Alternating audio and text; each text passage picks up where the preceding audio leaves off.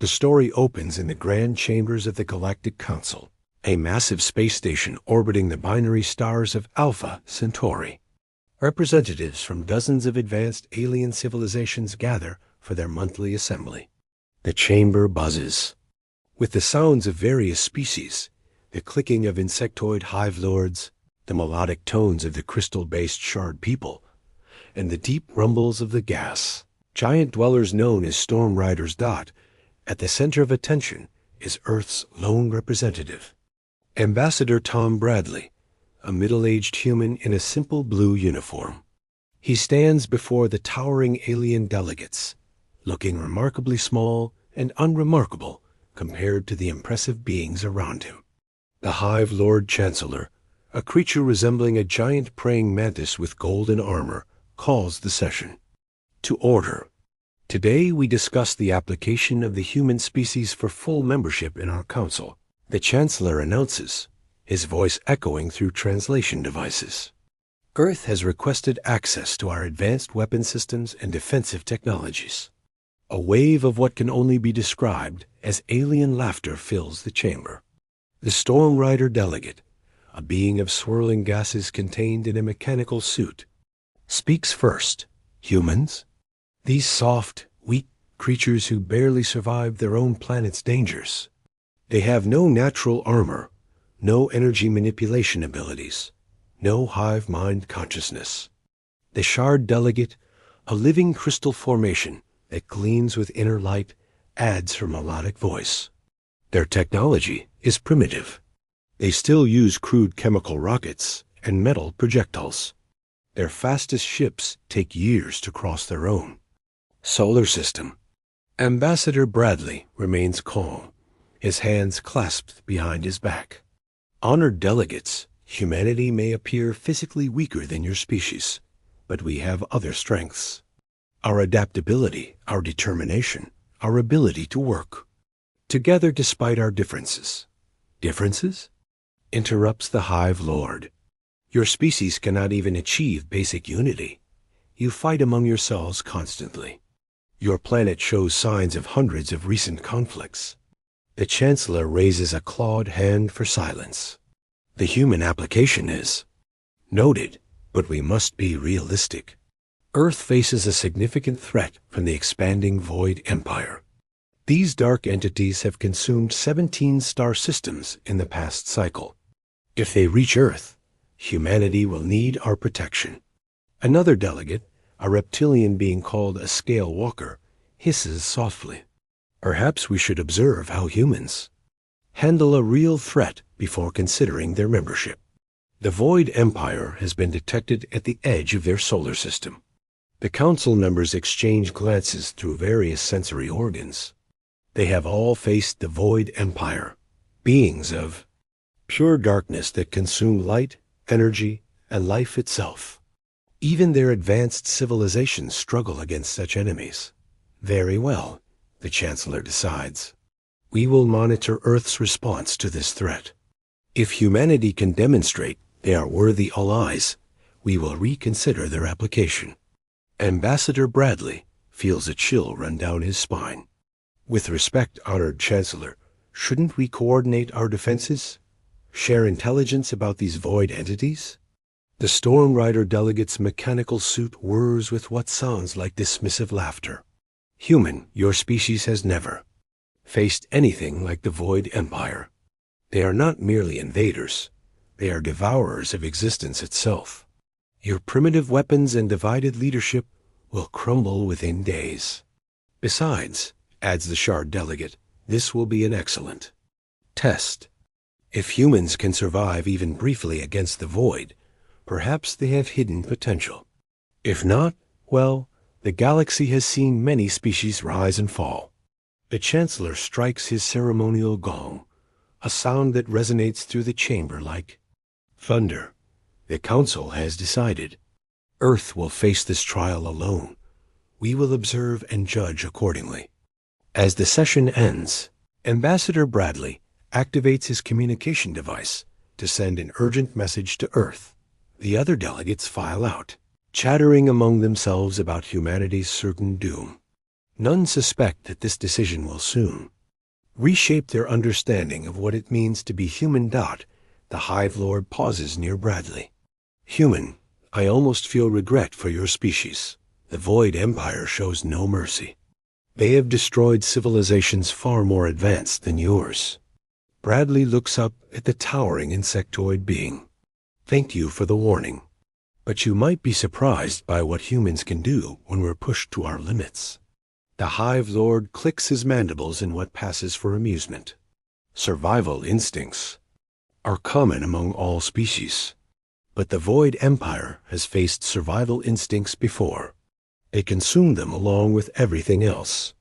As the chamber empties, Bradley stands alone, staring out at the stars through the massive viewport. Somewhere out there, an ancient enemy approaches Earth. The galaxy expects humanity to fall quickly and quietly.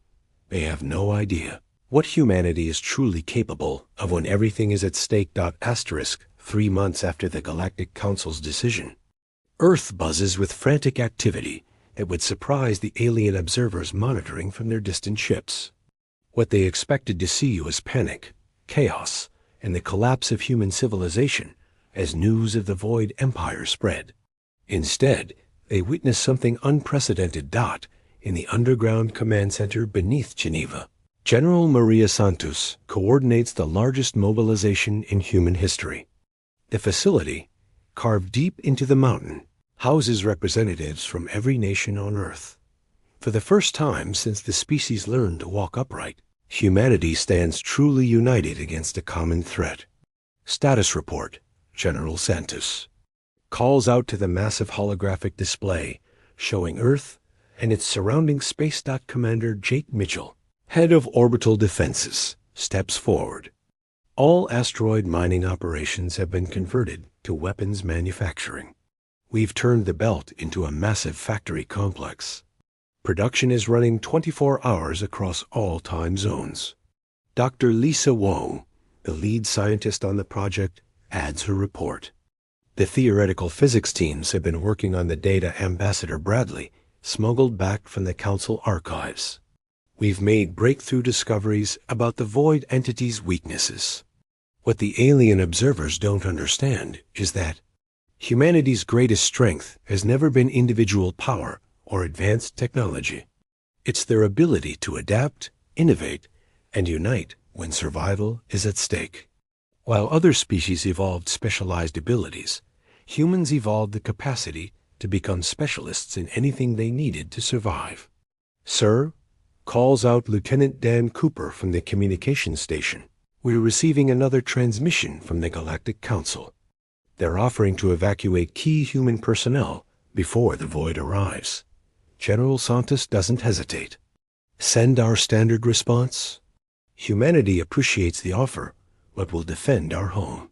In orbit around Earth, construction crews work around a clock on projects that would seem impossible to most civilizations.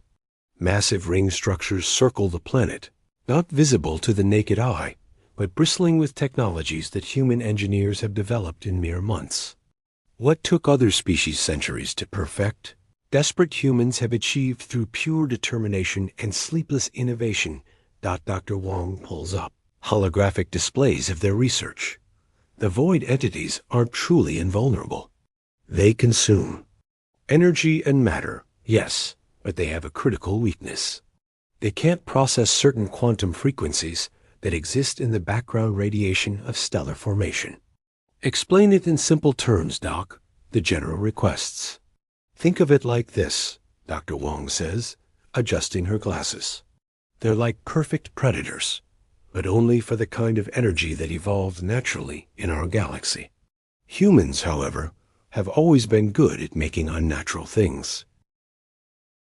Across Earth's surface, factories that once produced consumer goods now churn out components for humanity's desperate plan.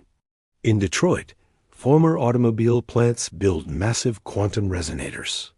In Tokyo, electronics manufacturers work on frequency generators that exist nowhere else in the galaxy. In Mumbai, software engineers write code that bridges human intuition with alien mathematics, The most remarkable sight is in Earth's schools and universities. Instead of evacuating, human children and young adults volunteer for accelerated learning programs. 12-year-olds learn advanced physics while teenagers master engineering principles that most alien species consider graduate-level studies. Humanity's desperate situation has unlocked their potential for rapid learning and adaptation. Ambassador Bradley, now returned to Earth, walks through the command center with a delegation of human leaders. The Council species think our disunity makes us weak, he explains to President Rachel Adams. They don't understand that our arguments and disagreements have always made us stronger. We test ideas against each other until only the best survive. Like evolution, but for concepts, President Adams nods. Darwin would be proud. In the deepest levels of the facility, teens work on humanity's secret weapon. The project has no official name, but the engineers call it the human solution. It's based on a simple principle that the aliens couldn't comprehend. Sometimes, the best way to solve a problem isn't to overpower it, but to make it irrelevant. As reports come in from around the globe, the scale of human cooperation becomes clear. Every nation has contributed their best minds and resources. Former enemies work side by side. Religious leaders pray together, while scientists from competing institutions share their research freely. A void empire expects to find a divided, primitive species.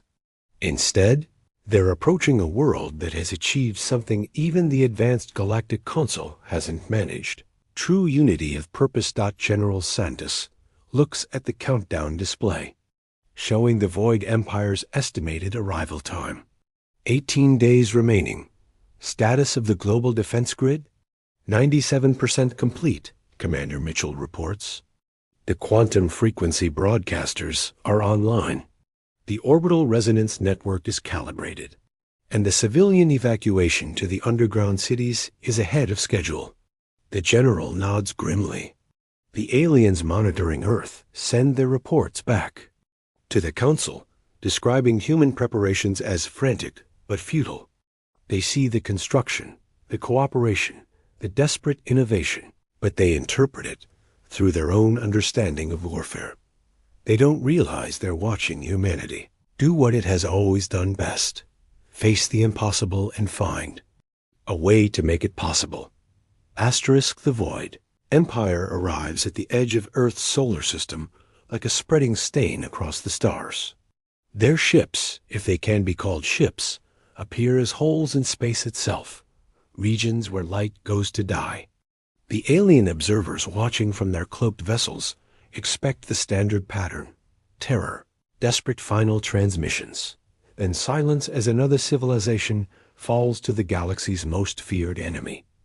Instead, they witness something that challenges everything they understand about both humans and the Void. In the command center, General Santos watches the tactical displays with calm intensity.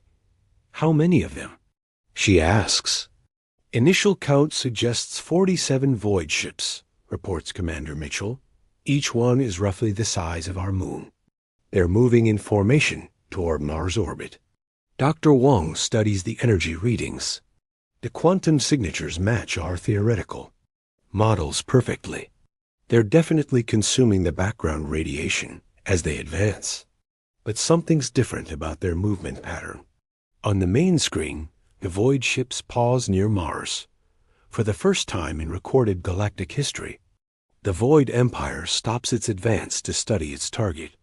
Through sensors that detect the absence of light rather than light itself, human observers watch as tendrils of darkness probe the space around Earth. They're scanning us, Lieutenant Cooper reports from communications.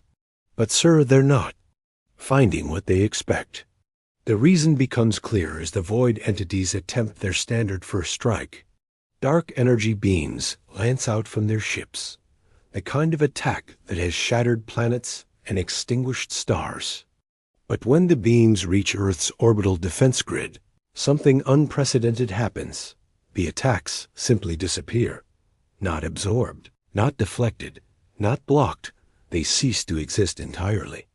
the quantum frequency broadcasters that humanity installed around Earth create zones where the void's energy-consuming abilities become meaningless.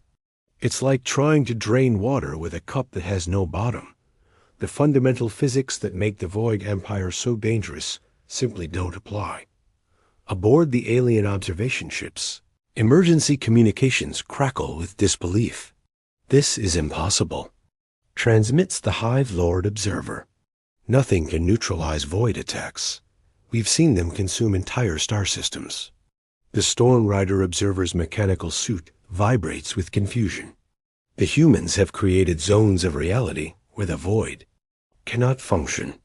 How did a primitive species discover this when we couldn't? What they don't understand is that humanity's approach to the problem was fundamentally different. Where other species tried to fight the void with superior technology or greater power, humans asked a simpler question. What if we change the rules of the game entirely? The void ships respond to this unexpected resistance by attempting a direct assault. Creatures of living darkness pour from the vessels, beings that have consumed the life force of countless worlds. They surge toward Earth like a tide of entropy itself. But Earth is ready. The orbital resonance network activates, filling space around the planet with frequencies that make existence itself hostile to void-based entities.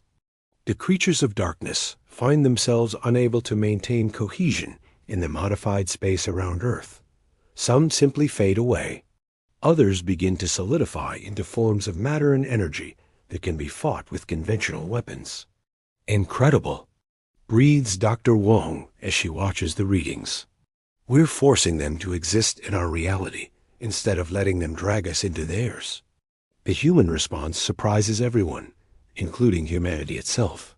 Instead of cowering behind their defenses, Earth's fleet launches an offensive. Ships built with the combined knowledge of every human culture streak toward the void vessels. But these aren't the primitive craft the aliens expected. Each ship is equipped with quantum reality, anchors that create bubbles of normal space-time wherever they go.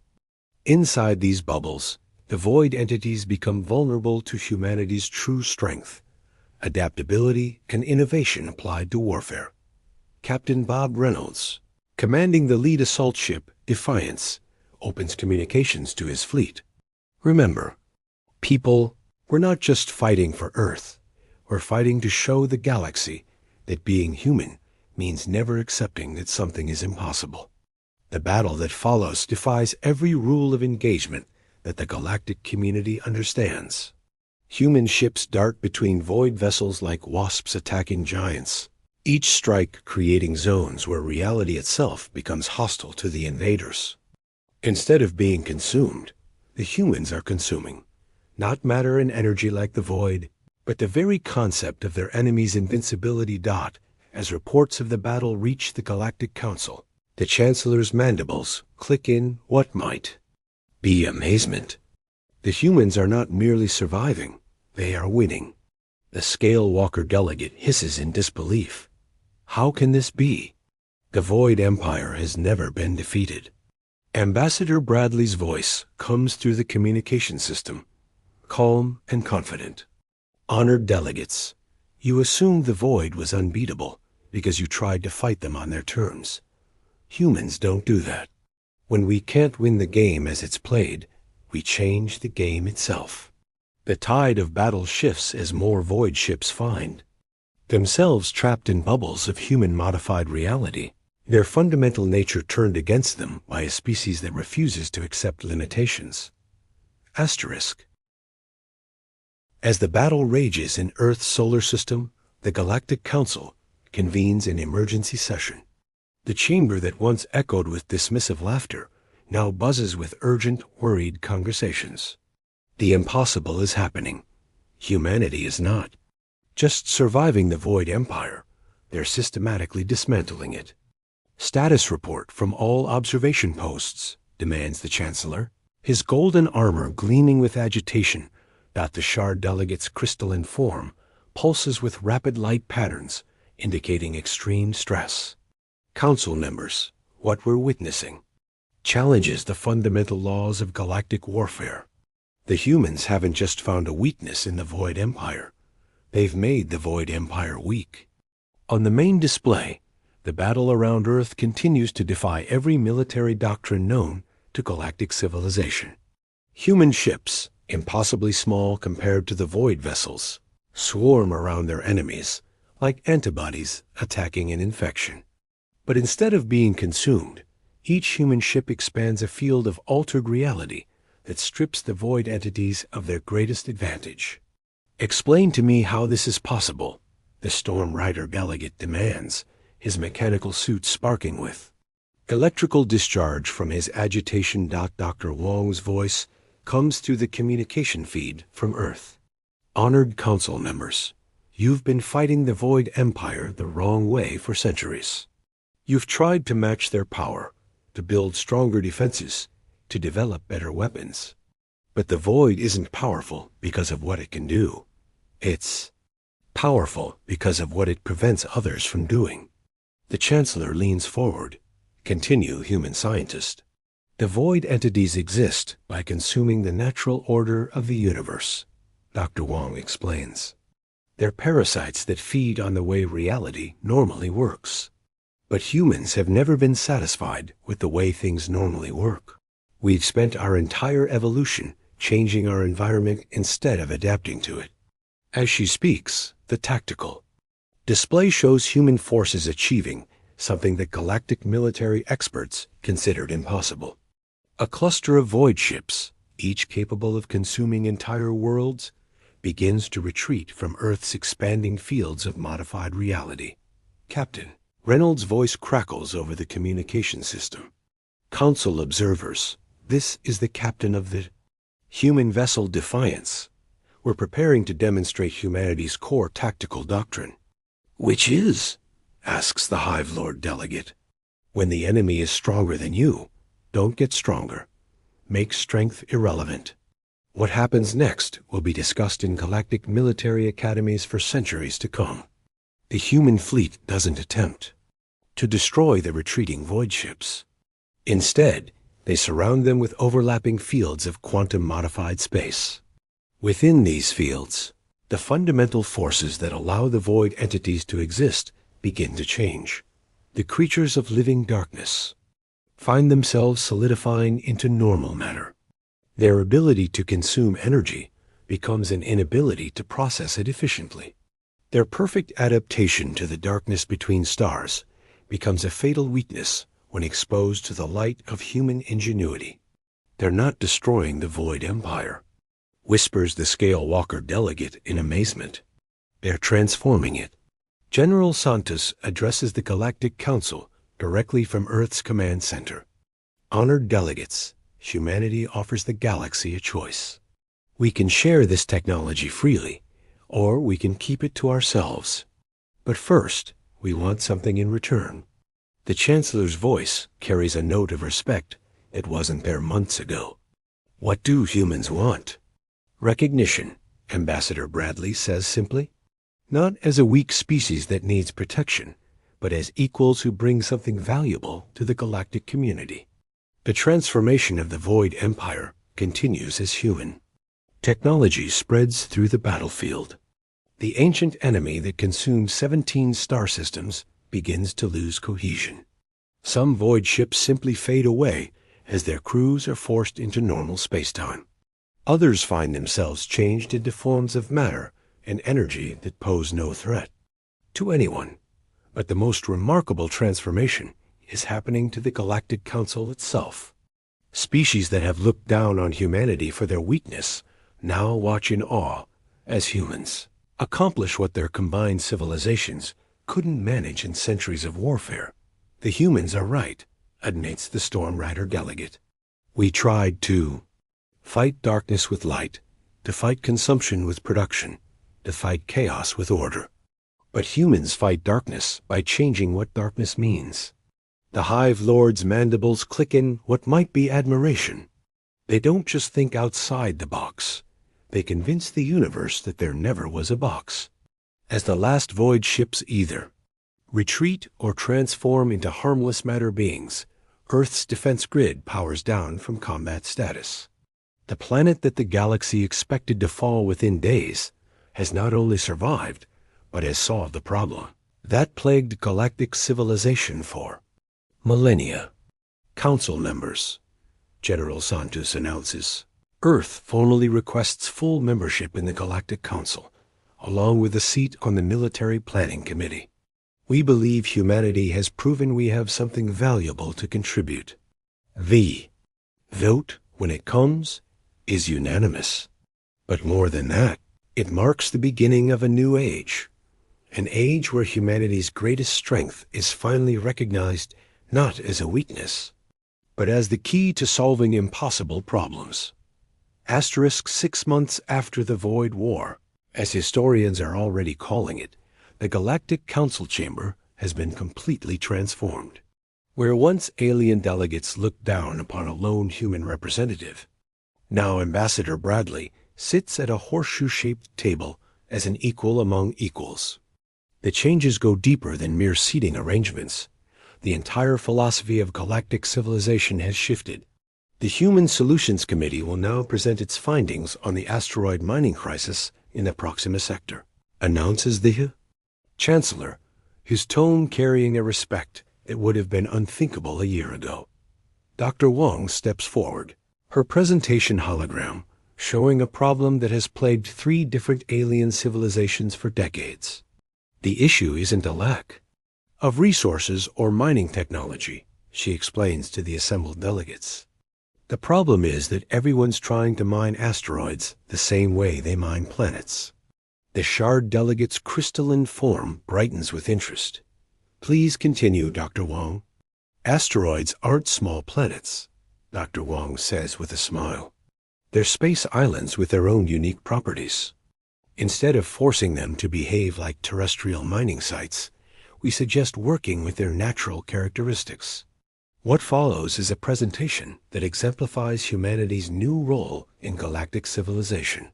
Where other species saw a mining problem, humans saw an opportunity to rethink the entire concept of resource extraction in space. Their solution involves converting asteroids into mobile processing stations that clean up space debris while generating valuable materials. Captain Reynolds, now promoted to Admiral and serving as humanity's military liaison, addresses the next agenda item. The Council has requested a report on the former Void territories. The main display shows star systems that were once consumed by darkness, now bustling with renewed life.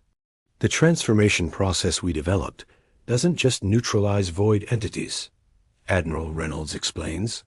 It converts them into beneficial forms of matter and energy. Former Void ships are now serving as communication relays between distant systems. The Scale Walker delegate hisses approvingly. The humans have turned our greatest enemy into a tool for galactic unity. But perhaps the most significant change is evident in the Council's approach to new problems. Instead of each species working in isolation, drawing on their natural advantages, the Council now follows what they call the human method, bringing together diverse perspectives to find solutions that no single species could develop alone. We have a new crisis to address, the Storm Rider delegate announces, his mechanical suit humming with concern. The entropy fields near the galactic core are expanding. Our best scientists predict they'll consume 12 star systems within the next century. A year ago, this announcement would have triggered panic and desperate attempts to develop more powerful defensive technologies. Now, the Council responds with coordinated curiosity. What do we know about how these fields interact with consciousness? Asks the human representative. Have we considered whether they're actually a natural phenomenon, something created by intelligence? Adds the Hive Lord delegate.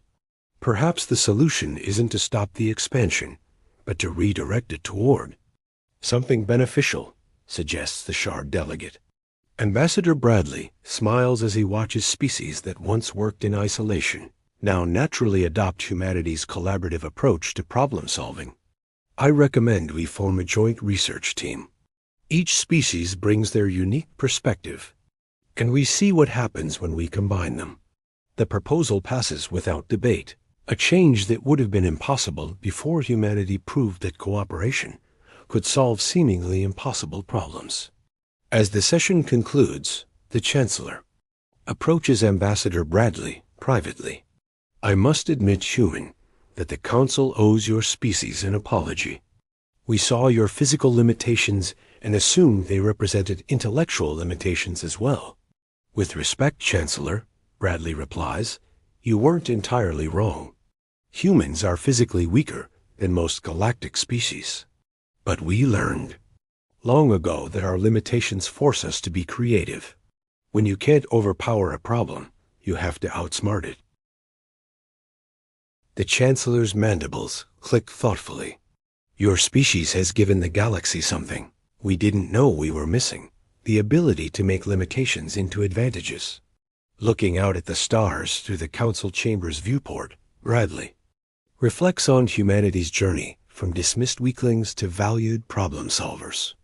The Void War taught the galaxy that raw power isn't the only path to strength. Sometimes the greatest victories come not from being stronger than your enemies, but from changing the nature of conflict itself.